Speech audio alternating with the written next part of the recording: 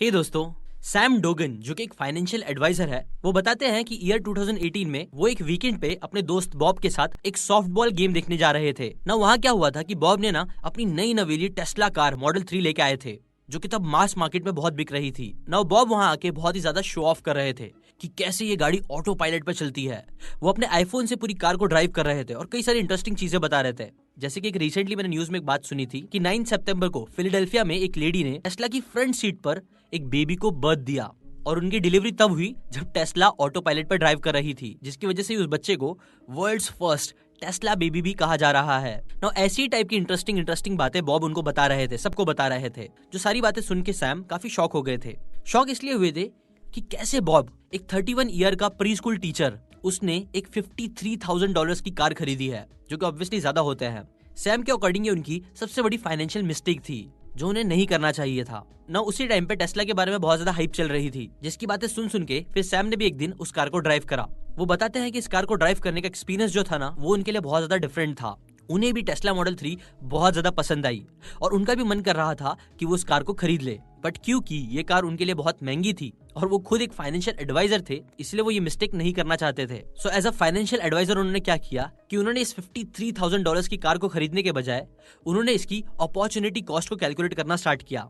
जहां वो ये देख रहे थे अगर उन्होंने अपनी सेविंग से इतने पैसे कहीं इन्वेस्ट करे तो इस कार से बेटर अपॉर्चुनिटी उनके लिए क्या हो सकती है। जिसके बाद उन्होंने क्या किया कि वो टेस्ला के बारे में, टेस्ला कंपनी के बारे में, इलॉन मस्क की कंपनी के बारे में रिसर्च करना शुरू कर दिया। उन्होंने वो इस कंपनी के पोटेंशियल के बारे में जानने लग गए और फाइनली ये सारी चीजें करने के बाद उन्होंने डिसाइड किया कि वो $53,000 की टेस्ला मॉडल 3 खरीदने के बजाय $53,000 के टेस्ला के स्टॉक्स खरीदेंगे। जहां उन्होंने अक्टूबर 2018 में $298 पर शेयर की वैल्यू पे टेस्ला के स्टॉक्स खरीद लिए। और गेस व्हाट, कुछ टाइम बाद ही टेस्ला के स्टॉक्स पहुंच गए थे फिर $367 तक, और ऐसा करने की वजह से उन्हें 11,500 का प्रॉफिट मिल चुका था। बट अभी भी उन्हें उससे सेल नहीं करना था। और 6 महीने बाद क्या हुआ कि जब कंपनी में कुछ प्रॉब्लम चल रही थी, तब इलॉन मस्क के एक ट्वीट की वजह से उसके स्टॉक्स $179 पर आ गए। जहां उनका फिर $11,500 का प्रॉफिट था ना, वो 20,000 के लॉस में कन्वर्ट हो गया। बट स्टिल उन्होंने स्टॉक्स नहीं बेचे, वो टिके रहे। नाउ फास्ट फॉरवर्ड 2 साल बाद, जहां पूरा वर्ल्ड मार्केट क्रैश हो रहा था, वहीं टेस्ला के स्टॉक्स बढ़ते ही जा रहे थे। बट सैम को लग रहा था कि देखो, पिछली बार की तरह ही इस बार भी इसके स्टॉक्स आज नहीं तो कल गिरेंगे ही। इसलिए सैम ने क्या किया, $888 पर शेयर की वैल्यू पे अपने 75% स्टॉक को सेल कर दिया, क्योंकि वो इस मार्केट की वॉलेटिलिटी को हैंडल नहीं करना चाहते थे। तो इसकी वजह से उन्हें काफी ज्यादा प्रॉफिट मिला। बट हाँ, फैक्ट तो ये था कि उसके कुछ टाइम बाद ही टेस्ला के स्टॉक्स $1,126 तक पहुंच चुके थे, जो सोच के सैम को बहुत रिग्रेट हो रहा था। बट वो बोलते हैं ना, हाइंडसाइट इज ऑलवेज 20/20।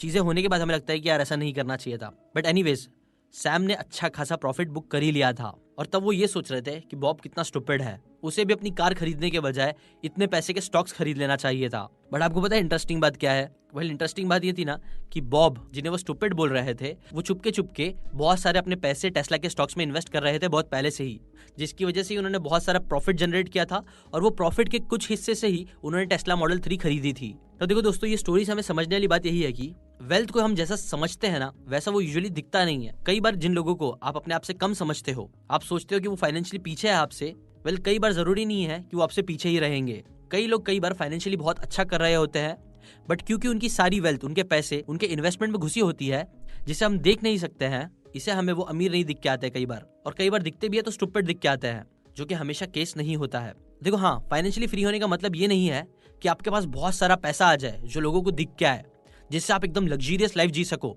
नहीं, बल्कि फाइनेंशियली फ्री होने का मतलब ये होता है कि आप एक कंफर्टेबल लाइफ जियो, जहां आपको पैसे की कोई चिंता ना करनी पड़े, जहां आपके पैसे आपको सेफ रखे और आपके लिए काम करे ना। ऑथर जोनाथन क्लेमेंट्स अपनी book from here to financial happiness, इस बुक में वो 77 शॉर्ट लेसन आपके साथ शेयर करते हैं, जिन सभी पॉइंट्स को मैं थोड़ा बहुत मर्ज करके आपके साथ बस 4 प्रैक्टिकल स्टेप शेयर करूंगा, जो आपको फाइनेंशियली फ्री होने में बहुत हेल्प करेगा। और साथ ही साथ, जैसा मैंने आप लोगों को कुछ हफ्ते पहले गूगल के शेयर्स गिफ्ट करे थे, इस वीडियो में आपके साथ टेस्ला के शेयर्स गिफ्ट करूंगा। कैसे? वेल, वो जानने के लिए वीडियो को देखते रहे। पहले आते हैं लेसन नंबर 1 में, जो है no saving with death. Author कहते हैं कि अपनी फाइनेंशियल फ्रीडम की जर्नी शुरू करने के लिए सबसे पहले आपको एक चीज करनी होगी, वो है अपने सारे डेट्स को क्लियर करो, कर्जे को क्लियर करो। और ये फाइनेंस का सबसे बेसिक रूल है कि अगर आपके पास किसी तरह का डेथ है, स्पेशली बैड डेथ, तो कभी भी आप अपनी सेविंग की जर्नी स्टार्ट नहीं कर सकते हो। देखो, ऑथर बताते हैं ना कि कुछ लोग अपने सारे डेट्स के साथ साथ लॉन्ग टर्म इन्वेस्टमेंट करना स्टार्ट कर देते हैं, जहां वो अपने डेब्ट्स को भी पे करते रहते हैं और साथ ही साथ थोड़ा बहुत इन्वेस्टमेंट भी कर रहे होते हैं। इससे होता यह है कि उनका जो फाइनेंशियली फ्री होने का प्रोसेस होता है ना, वो बहुत ही ज्यादा स्लो हो जाता है। इसलिए सबसे बेटर ऑथर यही बोलते हैं कि आप सबसे पहले अपने सारे छोटे मोटे डेब्ट्स को क्लियर कर दो, जैसे कि मोबाइल फोन, लैपटॉप का EMI, कार का लोन और ऐसी चीजें जो आप खत्म कर सकते हो जल्दी। हाँ, कई बार जो बड़े बड़े अमाउंट्स होते हैं जैसे कि होम लोन, वो सब क्लियर करना आपके लिए इजी नहीं होगा, वो एक्सेप्शंस है, उसे आप साइड में कर सकते हो। बट आपके जो छोटे मोटे डेब्ट्स है ना, वो आप पहले क्लियर कर दो। और प्लस इंपॉर्टेंट चीज होता है, ये भी बोलते हैं आपको अपने क्रेडिट कार्ड्स को बहुत वाइजली यूज करना चाहिए, because US department of labour ने एज 28 से 40 तक के 7,900 सिटीजन पे एक रिसर्च करी थी, जिससे ये पता चला कि जो लोग हाई क्रेडिट कार्ड डेब्ट्स में थे, उनका स्ट्रेस ओवर टाइम उनकी फिजिकल हेल्थ पे बहुत ज्यादा इफेक्ट कर रहा था, जिससे उन्हें अपनी डेली लाइफ में काफी प्रॉब्लम्स हो रही थी। उनके जॉइंट्स में पेन हो रहा था, स्टिफनेस हो रही थी और कई सारी प्रॉब्लम्स वो फेस कर रहे थे। इसलिए सिर्फ आपकी मेंटल पीस के लिए नहीं, बल्कि आपकी फिजिकल हेल्थ के लिए भी आपको ध्यान रखना चाहिए कि आप अपने क्रेडिट कार्ड को कैसे यूज कर रहे हो। कई बार क्या होता है कि लोगों को पता भी नहीं चलता है, क्रेडिट कार्ड यूज करने की वजह से उन पर इंटरेस्ट लगना स्टार्ट हो जाता है, जो अमाउंट बढ़ता ही जाता है। और इससे रिलेटेड एक सोल्यूशन भी है जो 4th पॉइंट में आपको पता चलेगा। लेकिन सबसे पहले तो यही याद रखो कि जितना हो सकता है उतना अपने सारे डेब्ट्स को पहले क्लियर करो, उसके बाद अपनी सेविंग की जर्नी को अच्छे से स्टार्ट करो। Lesson number 2, financial safety net. आपके साथ ऐसा कभी ना कभी होता होगा जो आपके घर में कोई चीज खराब हो जाती होगी, आपका फोन टूट गया या आपका टीवी ऑन नहीं हो रहा है या आपके कार या बाइक का इंजन में कोई प्रॉब्लम आ रही है। जैसे कि मुझे याद है, मेरा दोस्त बता रहा था कि एक बार उसके कंप्यूटर का ग्राफिक कार्ड खराब हो गया था, जिसका प्राइस बहुत ज्यादा था। अब उस टाइम पे उसके पास खरीदने के पैसे नहीं थे, इसलिए जैसे तैसे उसने जुगाड़ करके बिना ग्राफिक कार्ड के काम करना स्टार्ट किया।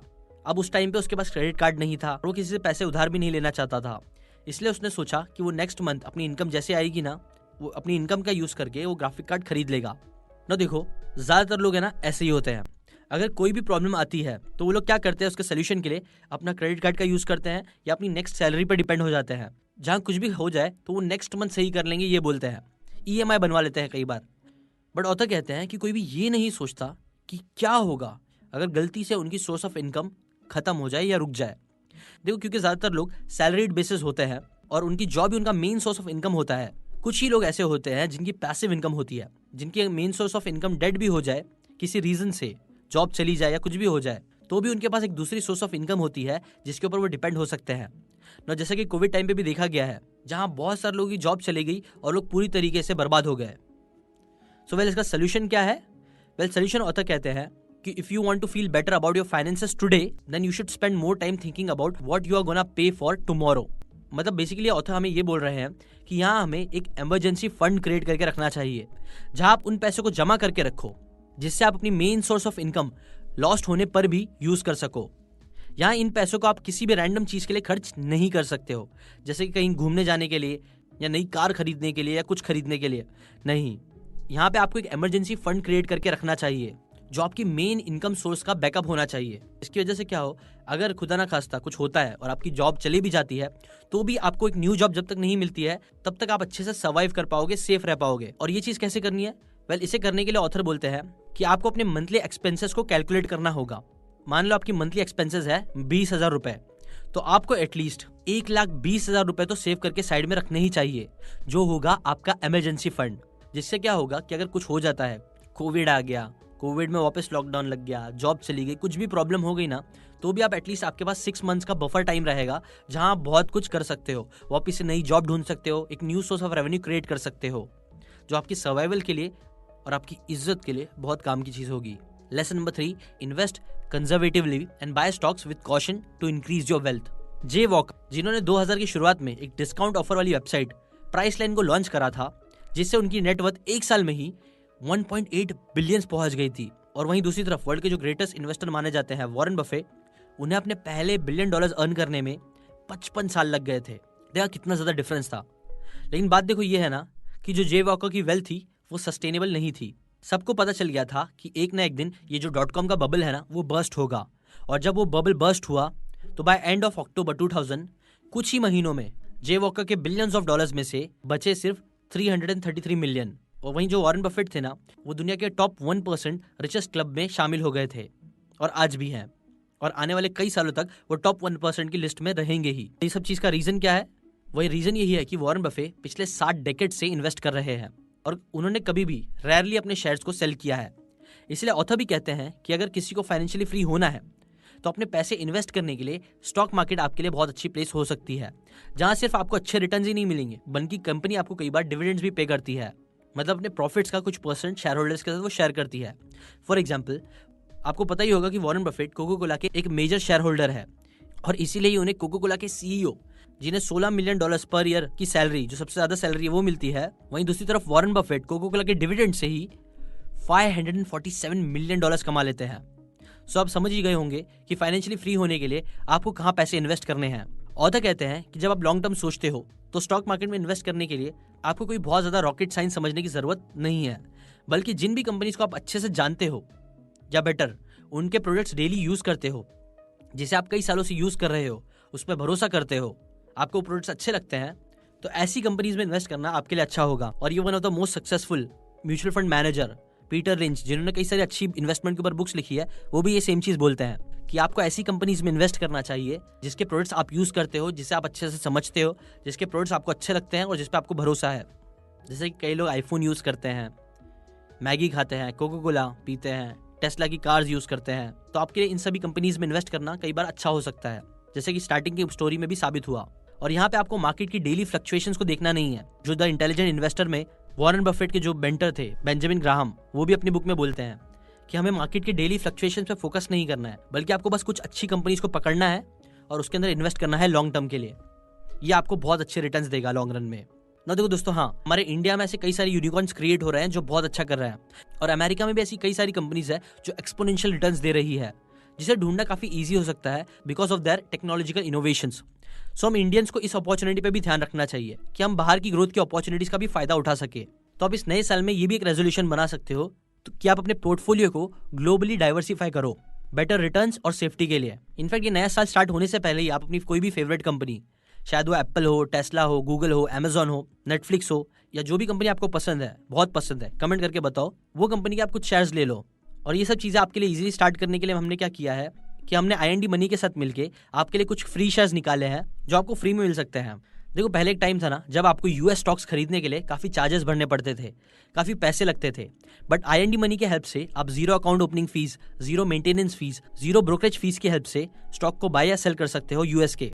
प्लस यहाँ आपको बेस्ट एक्सचेंज रेट भी मिलते हैं। प्लस इस ऐप के हेल्प से आप अपने सारे इन्वेस्टमेंट को ट्रैक भी कर सकते हो, जितने भी आपने अलग अलग इन्वेस्टमेंट किए हैं, म्यूचुअल फंड्स में हो, स्टॉक्स में हो, क्रिप्टोज में हो, जैसा मैं खुद भी करता हूँ इस ऐप का यूज करके। सो अगर आप ये सारे फायदे उठाना चाहते हो और फ्री में टेस्ला के स्टॉक्स लेना चाहते हो तो आपको क्या करना है कि बस नीचे दिए हुए लिंक से जाके IND मनी का आप डाउनलोड करो और आपको ऐप के रिवॉर्ड सेक्शन में टेस्ला के कुछ फ्री शेयर्स मिल जाएंगे, एक पार्ट उस शेयर का मिल जाएगा। बट अगर आप नीचे दिए हुए लिंक से जाते हो तो, लेकिन अगर आप डायरेक्टली प्ले स्टोर या ऐप स्टोर से IND मनी को डाउनलोड करते हो तो आपको साइन अप करते टाइम एक कोड डालना होगा, जो मैं अभी स्क्रीन पर डाल रहा हूँ, सीकेंड टेस्ला कोड, वो डालना होगा, तब आपको वो फ्री स्टॉक्स मिल जाएंगे। पॉइंट नंबर 4 है फ्रुगैलिटी लीड्स टू बेटर फाइनेंसेस। देखो, हमारी physical health, mental health, relationship और ओवरऑल पूरी लाइफ में हैबिट्स सबसे बड़ा रोल प्ले करते हैं, और ये एक यूनिवर्सल फैक्ट है कि good habits makes good life. Financial success भी और कुछ नहीं बल्कि आपकी गुड हैबिट्स का रिजल्ट है।